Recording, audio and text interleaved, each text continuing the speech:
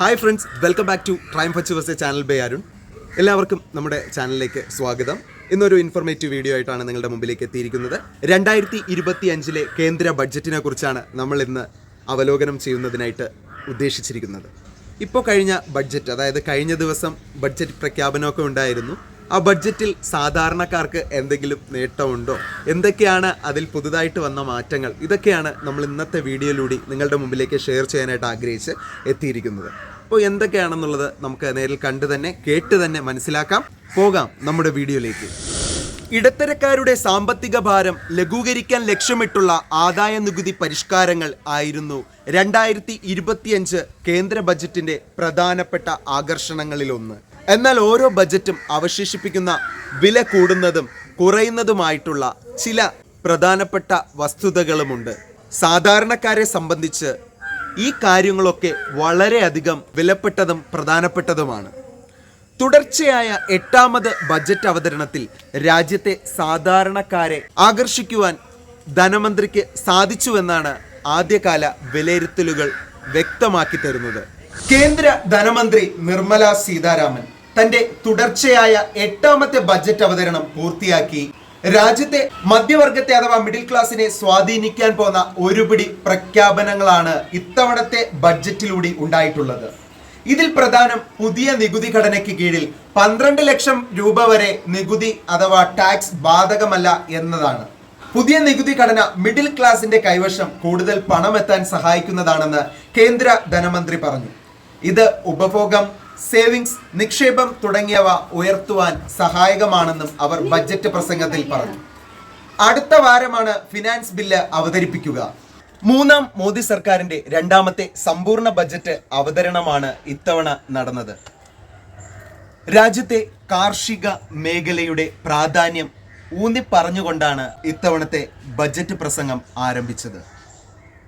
അതിനെ തുടർന്ന് വിദ്യാഭ്യാസ, ആരോഗ്യ മേഖലകൾക്ക് പുതിയ പദ്ധതികൾ പ്രഖ്യാപിച്ചു. സ്വർണത്തിന്റെ ഇറക്കുമതി തീരുവ വർദ്ധിപ്പിക്കുമെന്ന് പ്രവചനങ്ങൾ ഉണ്ടായിരുന്നെങ്കിലും അത് ഉണ്ടായില്ല. നിർമ്മിത ബുദ്ധിക്ക് വലിയ വിഹിതം പ്രഖ്യാപിച്ചത് സർക്കാരിന്റെ ശ്രദ്ധേയമായ നീക്കമായി.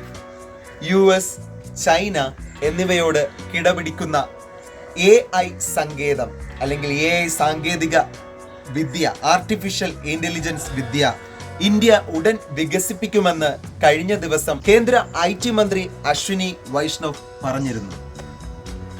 ചാറ്റ് GPT, ഡീപ് സിങ്ക് എന്നിവയോട് മത്സരിക്കുന്ന ആഗോള നിലവാരമുള്ള സാങ്കേതികമായിരിക്കും ഇന്ത്യയുടേത് എന്നാണ് അദ്ദേഹം അറിയിച്ചത്. നിർമ്മിത ബുദ്ധി വിദ്യാഭ്യാസത്തിന് 500 കോടി രൂപ അനുവദിച്ചത് ഭാവി മുന്നിൽ കണ്ടുള്ള ചുവടുവയ്പായി. ആദായ നികുതി പരിധി 12 ലക്ഷം ആക്കിയതിലൂടെ രാജ്യത്തെ സാധാരണക്കാർക്ക് വലിയ ആശ്വാസം പകരാൻ സർക്കാരിന് കഴിഞ്ഞു. കൂടാതെ 25 ലക്ഷം രൂപ വരെ വാർഷിക വരുമാനമുള്ള വ്യക്തികൾക്ക് 1,10,000 രൂപയുടെ നികുതി ആനുകൂല്യങ്ങളും 18 ലക്ഷം രൂപ വരെ വരുമാനമുള്ളവർക്ക് 70,000 രൂപ വരെയും നികുതി ആനുകൂല്യം ലഭിക്കും. രാജ്യത്തെ സംരംഭങ്ങൾക്ക് കൈത്താങ്ങേകാനും സർക്കാർ ശ്രദ്ധ ചെലുത്തിയിട്ടുണ്ട്. ഇതിലൂടെ തൊഴിലവസരങ്ങൾ വർദ്ധിപ്പിക്കാനും ജനങ്ങളുടെ കൈവശം കൂടുതൽ വരുമാനം കൊണ്ടുവരാനുമാണ് ശ്രമം നടത്തിയിട്ടുള്ളത്. സ്റ്റാർട്ടപ്പുകൾക്ക് 5 വർഷത്തേക്ക് നികുതി ആനുകൂല്യങ്ങൾ ഇത്തരത്തിൽ ശ്രദ്ധേയമായ പ്രഖ്യാപനമായി. ഗിഗ് വർക്കേഴ്സിന് ഐഡന്റിറ്റി കാർഡുകൾ നൽകാനും ഇശ്രം പോർട്ടലിൽ രജിസ്റ്റർ ചെയ്യാനുള്ള സൗകര്യം നൽകാനും തീരുമാനിച്ചിട്ടുണ്ട്. PM ജൻ ആരോഗ്യ യോജനയ്ക്ക് കീഴിൽ ആരോഗ്യ സേവനങ്ങൾ ലഭ്യമാക്കുന്നത് രാജ്യത്തെ ഏകദേശം 1 കോടി ഗിഗ് വർക്കേഴ്സിന് ഇതിന്റെ പ്രയോജനം ലഭിക്കും. സ്പെസിഫൈഡ് സാമ്പത്തിക സ്ഥാപനങ്ങളിൽ നിന്നെടുക്കുന്ന 10 ലക്ഷം രൂപ വരെയുള്ള വിദ്യാഭ്യാസ വായ്പകളുടെ TCS ഒഴിവാക്കിയതും വാടകയുടെ വാർഷിക TDS 2.4 ലക്ഷം രൂപയിൽ നിന്ന് 6 ലക്ഷം രൂപയാക്കിയതും മുതിർന്ന പൗരന്മാരുടെ ടാക്സ് ഡിഡക്ഷൻ പരിധി 1 ലക്ഷം രൂപയിലേക്ക് ഇരട്ടിയാക്കി മാറ്റിയതും പ്രധാന പ്രഖ്യാപനങ്ങളായി മാറി. ഇക്കഴിഞ്ഞ ജനുവരി 31 ബജറ്റ് സമ്മേളനത്തിന്റെ ആദ്യ സെക്ഷൻ ആരംഭിച്ചത്. ഇത് ഫെബ്രുവരി 13 വരെ നീണ്ടു നിൽക്കും. 2ാം സെക്ഷൻ മാർച്ച് 10 ആരംഭിച്ച് ഏപ്രിൽ 4 അവസാനിക്കും. ആദായ നികുതി നിയമങ്ങളിലെ നിർദ്ദിഷ്ട മാറ്റങ്ങൾ 2025 ഏപ്രിൽ 1 മുതൽ വരുന്ന 2025-26 സാമ്പത്തിക വർഷത്തിൽ പ്രാബല്യത്തിൽ വരും. ബജറ്റ് 2025 പ്രഖ്യാപനങ്ങൾ മധ്യവർഗ നികുതിദായകരെ പിന്തുണയ്ക്കുന്നതിനുള്ള ഒരു സുപ്രധാന നീക്കത്തിൽ പുതിയ നികുതി വ്യവസ്ഥ നടപ്പിലാക്കുന്നതിലൂടെ 2025-26 കേന്ദ്ര ബജറ്റിൽ ധനമന്ത്രി നിർമ്മല സീതാരാമൻ വിപുലമായ നികുതി പരിഷ്കാരങ്ങൾ അവതരിപ്പിച്ചിരിക്കുകയാണ്.